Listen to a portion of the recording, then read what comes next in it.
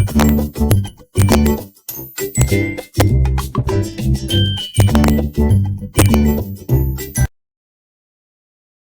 Students, welcome to my YouTube channel step to maths. आज हम लोग करेंगे क्लास 8 मैथमेटिक्स से बुक न्यू एनसीईआरटी का एक्सरसाइज 3.3 और ये हमारा चैप्टर है अंडरस्टैंडिंग क्वाड्रिलेटरल्स।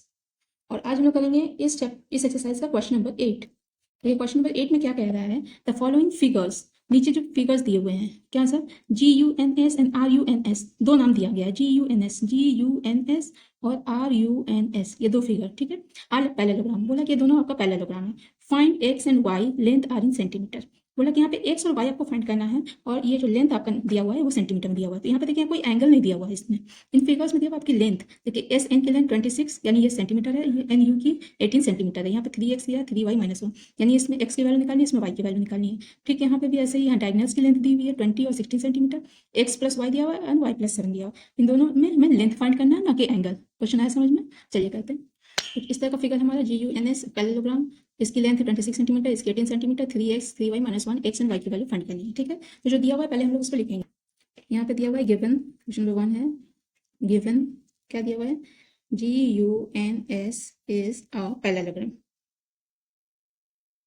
ये दिया हुआ है। SN, देखिए पैरेललोग्राम में क्या होता है, अपोजिट साइड्स हमें इक्वल होते हैं, ये हम लोग को पता है। तो हम लोग लिख सकते हैं SN is equal to GU, और क्या लिख सकते हैं हम लोग, SG is equal to NU, ये हम लोग लिख सकते हैं क्योंकि ये दोनों अपोजिट साइड्स इक्वल होते हैं। ठीक है, और देखिए क्या करेंगे, और क्या दिया हुआ है हमारा, SN is equal NU equal to SG या SG इक्वल टू NU, तो SG is equal to NU। ठीक है, तो SG का लेंथ दिया हुआ कितना, 3x, और NU का कितना दिया हुआ, 18 सेंटीमीटर। तो ये x को अगर हम लोग यहीं छोड़ दें तो 18/3 होगा, 3 × 3 3 6 18 6, तो ये क्या हो जाएगा 6 सेंटीमीटर। तो x की लेंथ हो गई, x हो गई 6 सेंटीमीटर हमारी। ठीक है, अब ठीक इसी तरह SN इक्वल टू GU, ठीक है, तो हम लोग लिख सकते हैं GU is equal to SN। यहाँ पे आप चाहे तो लिख सकते हैं opposite sides are equal, equal, यहाँ भी आप लोग लिख सकते हैं अपोजिट साइड्स आर इक्वल। ठीक है, अपोजिट साइड्स इक्वल होते हैं। GU मतलब 3y माइनस 1, SN मतलब 26। ठीक है, 3y को यहाँ रखते हैं, 1 कहाँ जाएगा, 26 प्लस 1 हो जाएगा, ये हो जाएगा 27। आ रहा है आप लोग समझ में? y को यहाँ रहने दे 27/3, 3 9 27, ये 9, तो हमारा y कितना निकला, y निकला हमारा 9। ठीक, तो हमारा x कितना निकला, हमारा x निकला हमारा 6 सेंटीमीटर एंड y निकला हमारा 9 सेंटीमीटर, क्योंकि उसने लेंथ को कहा है कि सेंटीमीटर में आपको बताना है, तो हमारा y हो जाएगा 9 सेंटीमीटर। ठीक है, अब समझ में आया आप लोग को? देखिए अब चाहे तो यहाँ पे सेंटीमीटर ना भी ऐड करें तो भी चलेगा, सिर्फ यहाँ वैल्यू लिखने से भी काम चलेगा। ठीक है, x equal to 6 and 9, y equal to 9, आप इतना भी लिखेंगे तो भी चलेगा, यहाँ सेंटीमीटर की जरूरत नहीं, क्योंकि ये हमें साइड्स नहीं पूछा है, सिर्फ हमें ये x और y की वैल्यू पूछा है। ठीक है, आई होप क्लियर हुआ आप लोग को। फिर नेक्स्ट क्वेश्चन देखिए, कुछ इस तरह का डायग्राम है हमारा, दिया हुआ है RUNS पैरेललोग्राम है, ये दो डायगोनल्स है हमारा SU एंड RN, ये और इनकी लेंथ दी हुई है। ये दोनों डायगोनल्स देखिए कट करते हैं, इसको एक नाम दे देते हैं हम लोग O। ठीक है, तो चलिए हम लोग इसको लिखते हैं। पहले क्या है, given RUNS is a parallelogram. ठीक है, अब देखिए पैरेललोग्राम है तो हम लोग जानते हैं कि पैरेललोग्राम के जो डायगोनल्स होते हैं वो एक दूसरे को बाइसेक्ट करते हैं। बाइसेक्ट करने का क्या मतलब होता है, बाइसेक्ट करने का मतलब होता है कि वो दोनों डायगोनल्स एक दूसरे को इक्वली काटते हैं या बाइसेक्ट करते हैं, इक्वली डिवाइड करते हैं, यानी कि यहाँ से ये डिस्टेंस और यहाँ से ये डिस्टेंस इक्वल होगा, यहाँ से ये डिस्टेंस और यहाँ से ये डिस्टेंस इक्वल होगा। ठीक है, बाइसेक्ट का यही मतलब होता है। कभी भी रोम्बस के जो, सॉरी, किसी भी पैरेललोग्राम के जो हमारे डायगोनल्स होते हैं वो एक दूसरे को बाइसेक्ट करते हैं। ठीक है, तो हम लोग इस प्रॉपर्टी को लिख भी सकते हैं। देखिए diagonals SU and RM bisects each other at O। ठीक है, दोनों एक दूसरे को O पे कट करते हैं। ठीक है, तो कट करेंगे तो क्या होगा, SO और OU इक्वल होगा, SO और OU इक्वल होगा। ठीक है, और क्या होगा, RO और ON भी इक्वल होगा ना। तो हमारा SU देखिए, SU हमारा 20 है, OU कितना है, y प्लस 7। ठीक है, अगर y को यहाँ रख दे तो 20 से 7 माइनस हो जाएगा, होगा ना, इक्वेशन किस तरफ आएगा, तो y हमारी क्या निकली, y हमारी निकली 13। ठीक है, y तो 13 निकल गया, तो y की वैल्यू हमारी निकली 13। अब देखिए RO इज टू ON, तो RO क्या हो जाएगा, RO हमारा 16 है, ON हो जाएगा x प्लस y। ठीक है, तो 16 को लिख देंगे x, तो हमें पता नहीं है, लेकिन वाई भी नहीं पता है। कैसे नहीं पता है? वाई हमने यहाँ फाइंड किया है, तो वाई होगा यहाँ 13। एक्स को यहीं रहने दें, तो 13 यहाँ चला जाएगा, 16 माइनस 13, तो क्या हो जाएगा? एक्स की वैल्यू हो जाएगी 3। ठीक है, तो एक्स की वैल्यू हो गई 3, वाई की वैल्यू हो गई 13। ये हमारा निकला आंसर।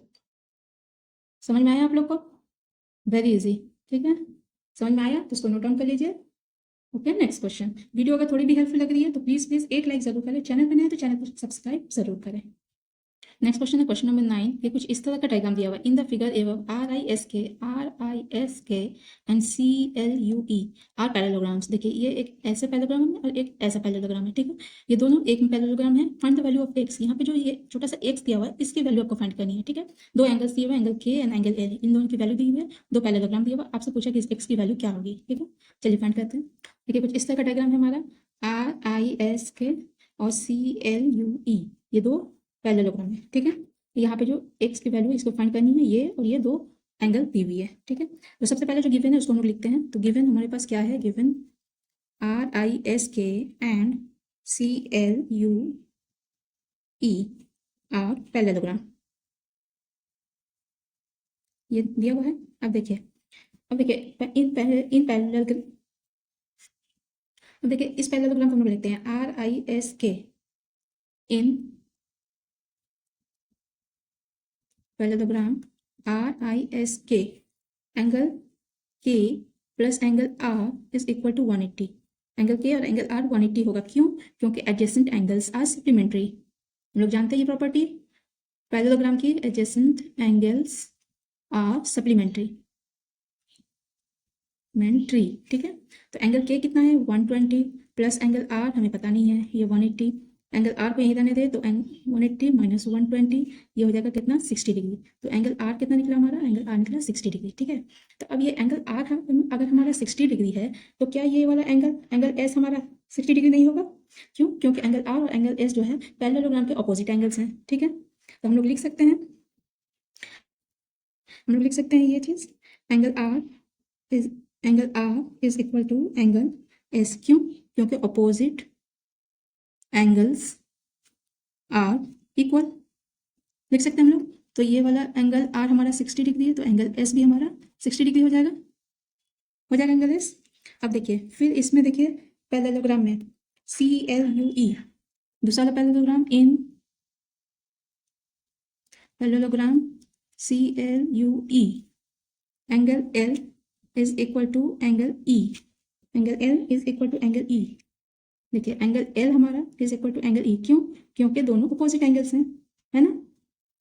तो यहाँ पर लिख सकते हैं अपोजिट एंगल्स आर इक्वल होगा। एंगल L हमारा 70 डिग्री है, तो एंगल E भी हो जाएगा कितना? 70 डिग्री होगा। अब देखिए, अब इस डायग्राम को फिर से देखिए। ये इस तरह से अगर इस पॉइंट को हम लोग O कहते हैं, O पे ये कट हो रहा है, तो EOS एक ट्रायंगल बना हमारा, ये और ये एक ट्रायंगल बना। ट्रायंगल के 3 एंगल्स, एक ये और एक ये। तो ये एंगल S निकला हमारा, एंगल E भी निकला, S निकला हमारा 60 डिग्री, एंगल S हमारा निकला 60 डिग्री, एंगल E हमारा निकला 70 डिग्री। ठीक है, तो ये तीनों एंगल को प्लस करके हम लोग इस एंगल को नहीं निकाल सकते हैं ट्रायंगल की प्रॉपर्टी यूज करके? बिल्कुल निकाल सकते हैं। चलिए कैसे? देखिए in triangle EOS angle E plus angle S plus angle O is equal to 180। Angle E हमने निकाला है 70 डिग्री, एंगल S हमारा निकला है 60 degree plus angle O is equal to 180। 70 60 कितना जाएगा? 130। एंगल O क्या है हमारा? X है, 180, X को यहीं रहने दें, 180 माइनस 130 तो हो जाएगा 50 डिग्री। तो X क्या निकला हमारा? X निकला 50 डिग्री। हमें X ही तो निकालना था हमें। ठीक है, X की वैल्यू ही तो हमें फाइंड करनी थी। X की वैल्यू निकल गई है हमारी 50 डिग्री। आई होप क्लियर हुआ आप लोग को? Okay, next, this is all for today. मिलते हैं फिर नेक्स्ट क्लास में।